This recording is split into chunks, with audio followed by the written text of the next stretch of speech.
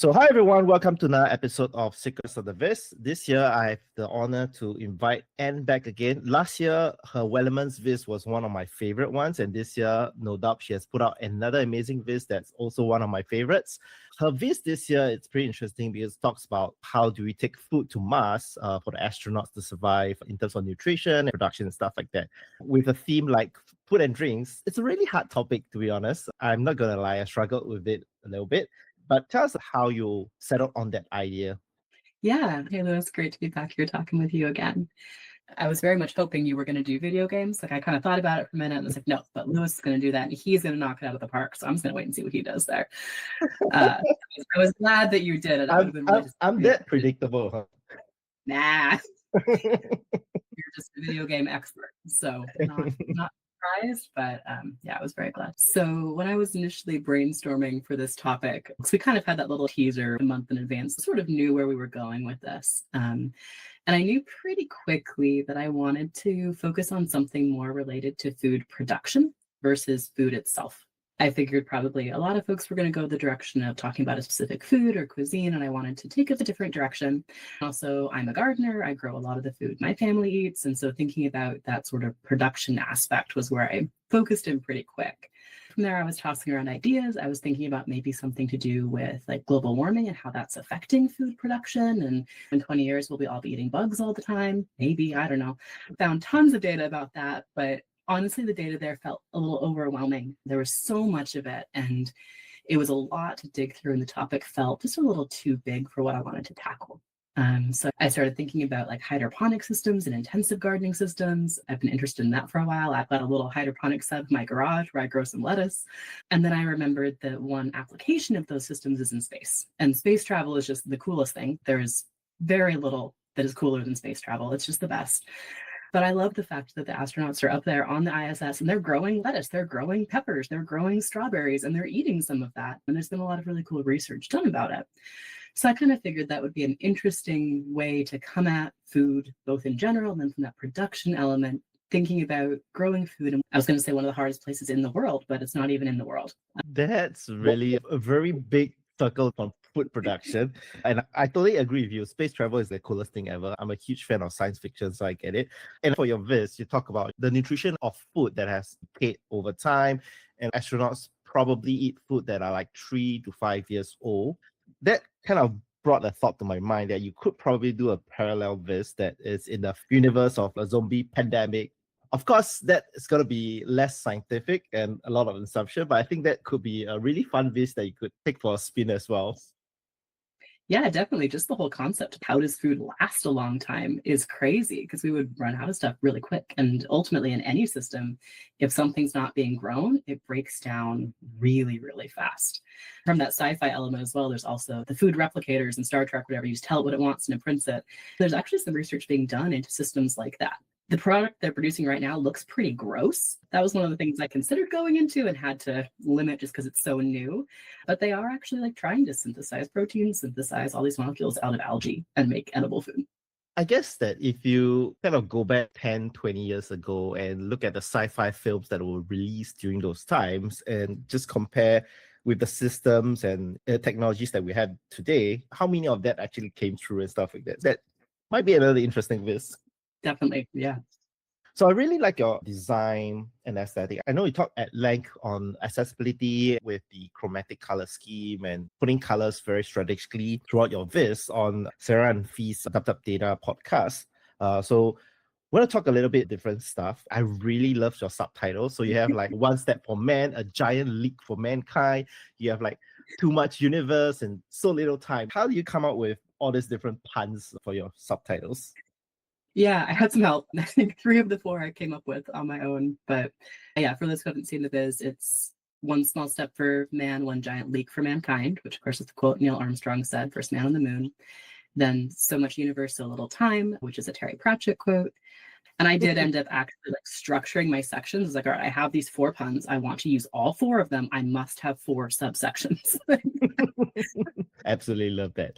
So talking about your second section, which is the one that you explore the vitamins and nutrition in all the different vegetables, one thing that stand out to me was that bell peppers and eggplants are really, really nutritious. They're like high in vitamin C, particularly. And I didn't know, but bell peppers and eggplants are actually botanically fruits. They're like berries, but they're considered culinary vegetables. When people think of vitamin C, they think of fruits, right? And you look at bell peppers, you wouldn't think that bell pepper is fruit. What were the other really interesting insights as you were digging through the data? That section definitely was surprising to dig into, both in terms of what foods were good sources, but also which ones were productive. Because that kind of surprised me, and that was something I pulled in last minute. So these little bee swarm charts here showing a bunch of foods that are high in different vitamins. And like you were pointing out, we've got these crazy highlighters here, like the bell peppers, the tomatoes, eggplants are all very high in vitamin C. One thing that I found really interesting that doesn't get as much depth on the viz here is this vitamin B1. And there's actually another vitamin, vitamin B12, which also degrades quite quickly in space storage, which I don't have here. And the reason for that is that there are almost no vegetables or fruits that are good sources. It's found almost entirely in meat. So any solution to that problem is going to have to be, well, bring a bunch of extra meat to account for the degradation of the vitamin. But B1 kind of has that problem too. So you can see here, all of these sources that are really high in B1 are things like seeds, right? Sunflower seeds, poppy seeds, peanuts, and even things like wheat, lentils. These are all your pulses, your grains, your seeds, your nuts, all great sources of B1. But if you think about a field of sunflower seeds, the amount of space it's going to take to grow those sunflowers versus the amount of seeds. And so the conclusion I came to here was that these are not really great sources of B1 for astronauts, even though they're amazing sources of it, just because it takes so much space to grow them. But I was really surprised that B1 and as well B12 are the only vitamins that have that problem. That's really interesting. Earlier on, you said that you were a gardener, like you grow crops for your families and everything. What are the most challenging crops to grow in a home setting? Yeah, that's a great question, because it actually almost has the same answer here, which is that if you're thinking about maximizing the amount of food I can grow in my garden, some of the hardest things to grow are things like wheat or lentils or beans, which is stuff my family eats a ton of. It would be awesome to be able to grow a bunch of that, but it takes so much space. Like, I don't have a wheat field in my backyard.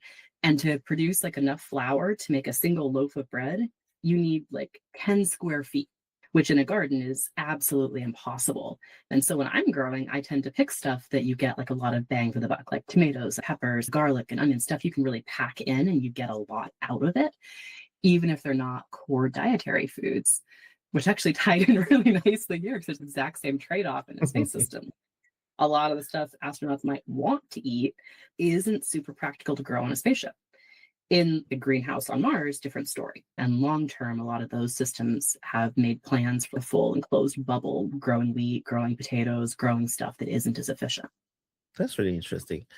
So you have a very unique way as well of showing tooltips in this viz. And I have to point that out because it's very different from how people actually do tooltips. So if you scroll all the way to the top, you have this little camera icon that initially I thought was a viz in tooltip, but it's actually a very clever way of using dynamic zone visibility and just popping out a horizontal container with an image and text itself.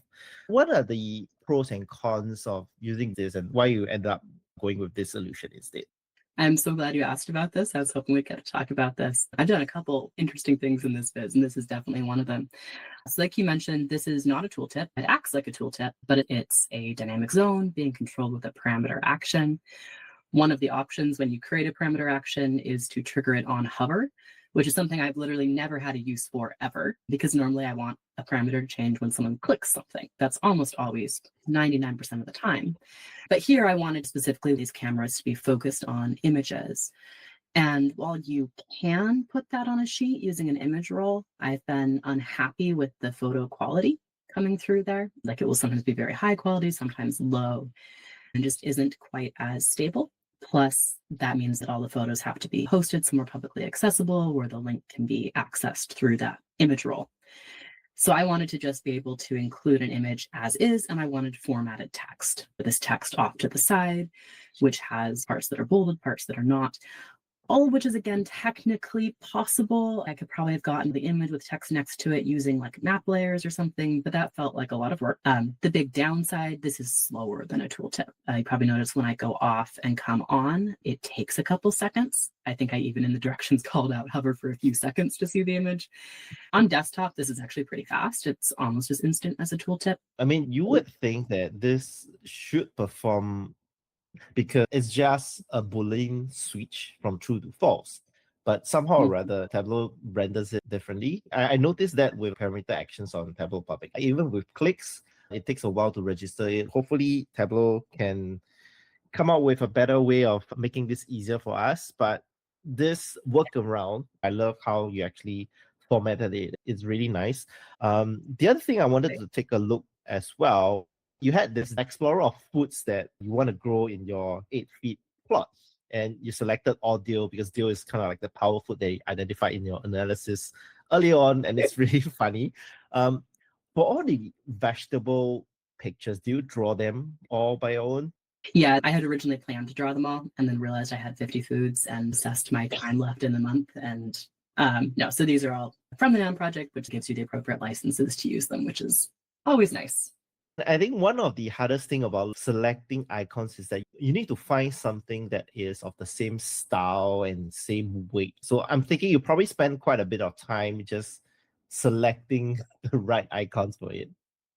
Yeah, I think I probably spent a full evening picking icons for everything. The approach I took was I looked for an icon set, which had a lot of the vegetables I wanted and that I liked the style of. That set had maybe half of the icons that I wanted. But then I used that as my style base. So when I was searching for other foods, I tried to pick things that had a similar style. I got pretty close with a lot of them. Some of them were a little trickier, and some of them aren't technically quite the right food. Like, for example, here, I think the hardest ones to find were like Chinese cabbage, a bok choy, not a lot of icons for that. Some of the flowers were tricky. Quinoa, there's no good icons for quinoa in the plant form. Yeah. How do you represent the quinoa? It's like, I think it's like a generic grain here. So I did my best. Some of them are probably a little fuzzy, but that's okay. No one's really using just the pictures to tell what something is here. It's more of a fun visual indicator. So I wasn't too stressed about it. Yeah, I was playing around with this and it was funny because I was saying that apple a day always keeps the doctors away. I tried replacing everything with apples in this little plot, and it turns out that apples give you none of vitamin A. Vitamin B1, 6, and C only gives you less than 10%, even you had all apples. So, apples is used as a supplement, not a replacement meal to everyone listening to the podcast. Yep, lots of great stuff in apples, but you would not want to use them as your primary food source. That's another one too, where productivity is a problem, just because if you think about an apple tree, space it takes versus the number of apples you get in an orchard, it makes sense. Here it's mid in terms of productivity. But there actually are apple tree variants that have been bred and tested specifically for growing in space. So I know one of the things that you had to consider was to remove the entire story narrative about getting food to Mars and that the orbital positioning of the planets and what's the best route to that. Can you talk a little bit on the storylines that you had to cut out and what you would have hoped to maybe address in a future viz?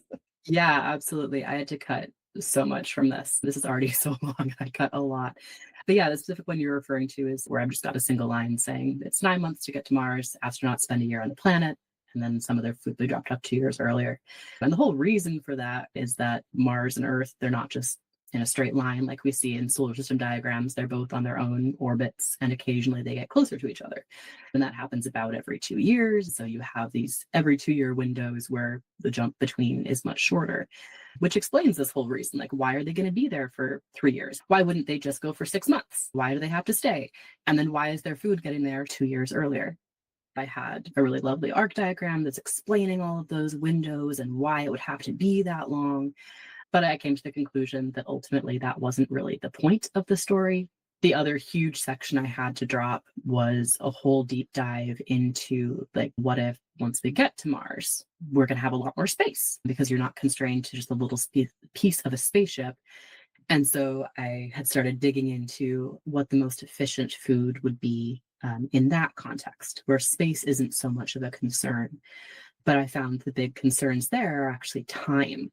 So if you think about, again, a loaf of bread, right? If you have to grow the wheat, harvest the wheat, dry the wheat, thresh it, get the husks off, grind it, bake it into bread, the amount of time going into that food is crazy. And so I was starting to do like this comparison chart of different foods and how long it would actually take.